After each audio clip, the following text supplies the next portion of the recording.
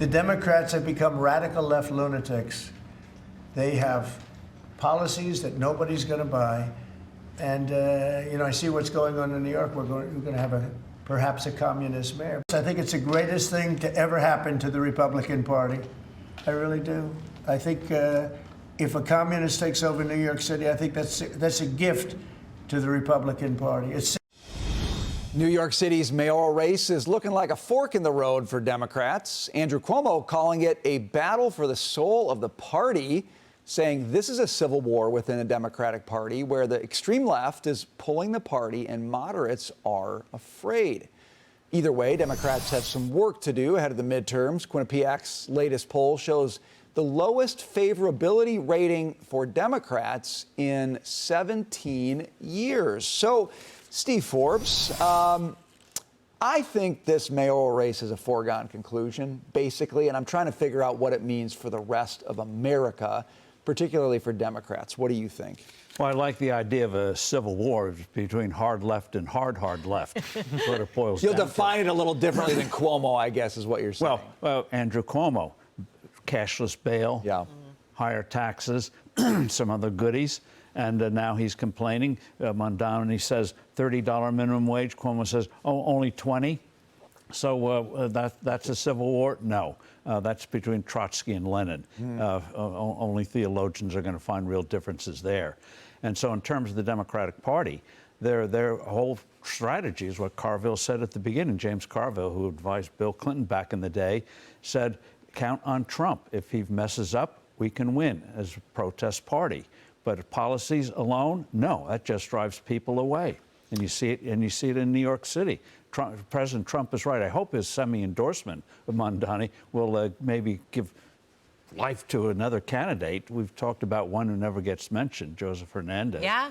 And but people don't want him, and that's why I think Mamdani is going to do to New York what Johnson's done, that lunatic in Chicago's done to Chicago, and it's going to be, see, here's the governance. So in 2028, I think it's going to have a more powerful impact than on the midterms. Jonathan, let me ask you this, because the president said this is great for the Republicans, basically. Democrats going off the rails. It's the hard left versus the hard left. Republicans are going to clean up. But I'm curious, you're not a particularly political guy, but put on a Republican hat for a second. Is it good news for Republicans to have a party, have their main competitor party go so far off the rails? In other words, do political parties in America need a good adversary, or do they thrive when they've got a really bad one? You'd think you'd have political parties that would represent Americanism in America, whether on the left or on the right. But what's so fascinating is that the left wing now, for them, socialism is mainstream. Socialism has been taught explicitly in the best universities for decades now. And we're seeing candidates like Mamdani now come to the age where they are assuming control. So, what Andrew Cuomo and others think of as being so extremely far left, I think is just mainstream everyday Democratic politics. And ironically, it's a little bit of Republican politics, too. I mean, the U.S. owns 10% of Intel. We might be taking positions in other companies as well. So even the Republicans are a little bit of communism, taking equity stakes in publicly traded companies. Can I go in a different direction here? They love to say, people like Andrew Cuomo, he says the Democrat Party is not anti-business. It's not anti-police. That's not who we are. When he's talking about who they are, I step back and say to myself, well, that sounds right. I can think of a few moderate Democrats in history, but you know what? They were forced to be moderate. So I think of Bill Clinton in his first term when Hillary was trying to socialize medicine at that time. All of that wasn't quite working out, and Bill realized if he wanted to win a second term, he was going to have to go towards the center. And he did. And things were actually good at that time. It was a pretty prosperous economy, and people look back on it with good, pleasant feelings. But that wasn't at the core of who they were. The core of who they were was to be more progressive and more progressive, but they realized there was no appetite for it in the country. Now, all of a sudden, you've got a shift in the appetite. And we are the perfect Petri dish here in New York City to feed, that they can feed off of. And they are attacking every foothold they could get, whether it's Chicago or New York or somewhere in California. They grab those, and the more territories they get, the more sort of pervasive their rule becomes.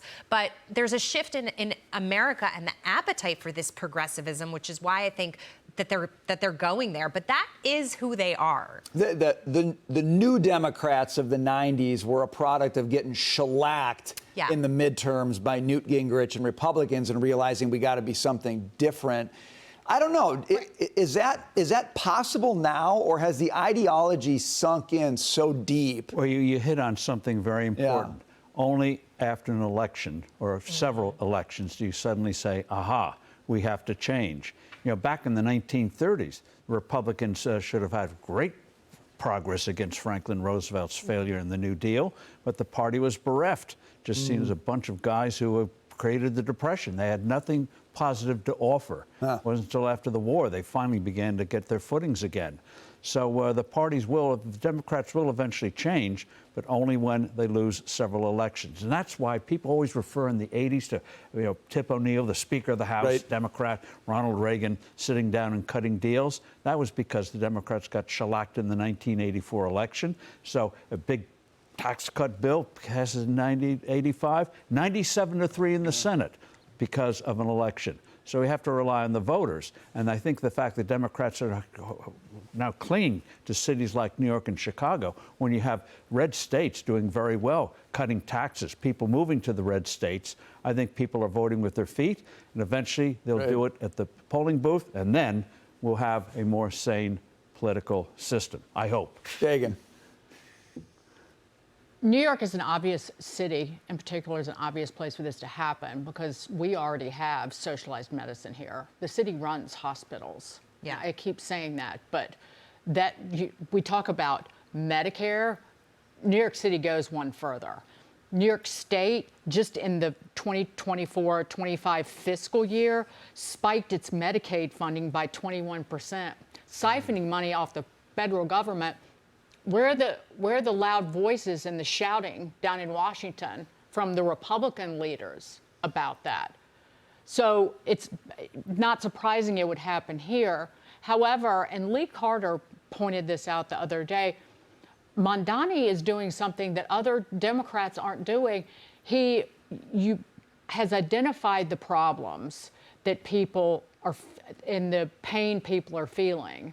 Now, despise the solutions, but he doesn't vilify by name people who are conservatives or Republicans. He is not the kind of angsty, playing the angsty blame game of Trump. He's not doing that. And he's not running from the socialist label either. That's what I'm saying. For young people now, being called a socialist, being called a communist is not a slur. They'd rather be called that than to be called a capitalist. But he's not doing what the mayor in Chicago is doing, and what literally every major Democrat is doing in terms of just bad guy. Well, we shall be more honest, and the Democrats realize they can't do it by regulations anymore. Now they're going to try to be frontal about it. And they'll get some beachheads, but I don't think they're going to win America. Well, we'll see what it means for America to have an honest socialist potentially in New York City.